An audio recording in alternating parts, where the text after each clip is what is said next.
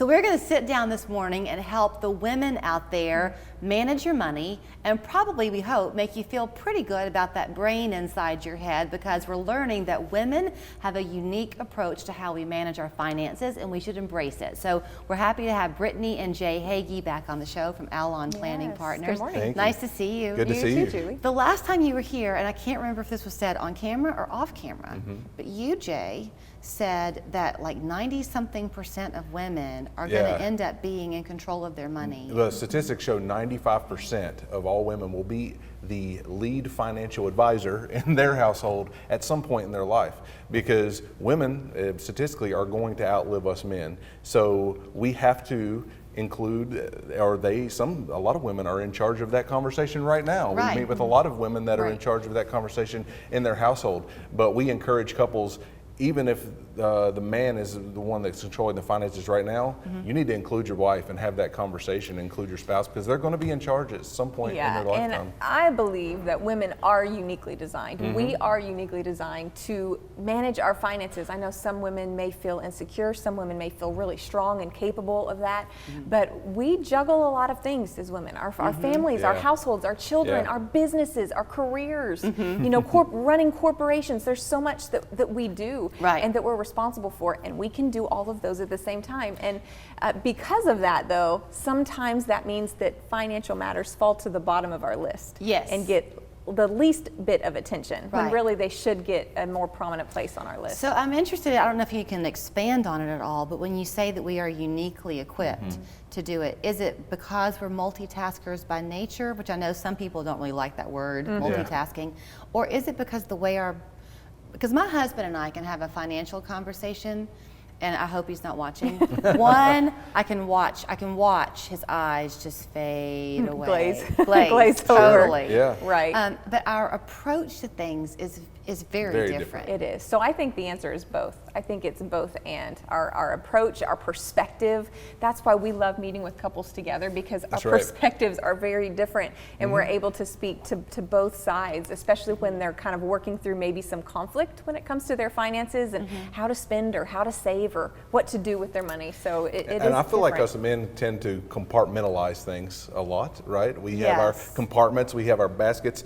We can sit down and blank out and be in a blank basket for a while, right? Like, and it's fine, but women do have a unique way of being able to weave everything together, and the comprehensive planning nature that we utilize, it's very important to have that female perspective. Well, I kind of was going to take you to the comprehensive part of what you do, because you do you've used the word holistic. That's right. Before. So if you're a couple out there watching, or a woman, but let's say you're married and you're 64, chances are you and your husband have had a great relationship, y'all are partners in this whole thing, but in terms of if there was a need for her to access the money, she might not actually be as equipped as she thinks she is. Absolutely. Right, and that's the key, because the average age of widowhood is 59. Really? When I read that, I could not believe how low that number was. But that is so often what we see is if one spouse handles the finances, the other is underinformed. And so what we want to talk about is be at least, at minimum, well-informed. That's right. How do I pay the bills? How do I get to my investments? How do I access my accounts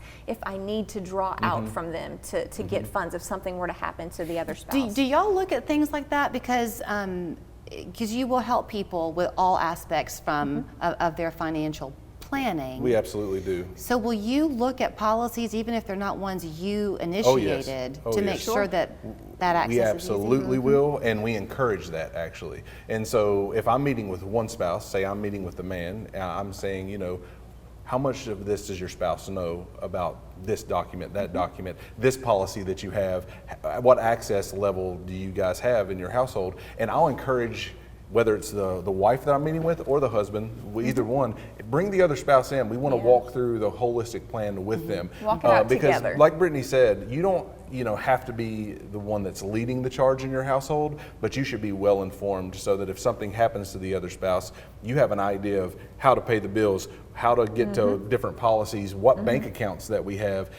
We've helped folks walk through this after the fact of their spouse passing away, and it's much harder. So I would encourage everyone, no matter whose role that is in the household, bring your spouse into the conversation. Work together. Yeah. Work as a You team. will do this with people as they're newly beginning their life together or well into retirement, which is, I think, rather unique about y'all. One of the best things I ever did, y'all might not, but having a joint account and then we each have our own accounts. And it's because inevitably, my husband would go buy something from the joint account, not knowing I was about to go buy something from the, and then arguments can ensue over money. Absolutely.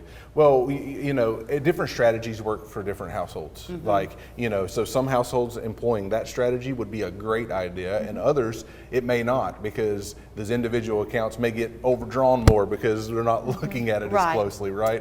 And so I'm totally for whatever works in that household. I have a minute left, but back to the women part of it, not to end with a negative maybe, but women do tend to live longer than men. So those investments you need to make sure are going to last, right, for her. Absolutely. Yeah, and that's why financial planning for women really is different than men, because we outlive our male counterparts. We statistically, unfortunately, make less than our male counterparts.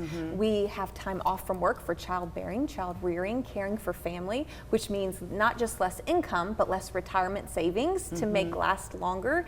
So we have to do more with less when we're looking at the flat numbers. So it requires more planning, not just a haphazard approach, we'll see when I get there, but true, let's chart the course so I know where I'm going. And it doesn't mean, I think we're not saying that women are right and men are not right. That's Correct. not at all what we're saying. That's Two not different accurate. philosophies. Yeah. Both. There's I think there's strength. There's strength when both work together, and that's what we want to focus on. The strength that both bring. Not that the way women process is better than men, or men process it. That's not the case at all. It's the benefit of both. And a lot of times we're as much marriage counselors as we are financial counselors. I was just going to say, I'd love to have a nickel. I could retire if I had a nickel for every time y'all have to say in your office, wait a minute, I think what he said is this. Let's clarify that. Well, absolutely.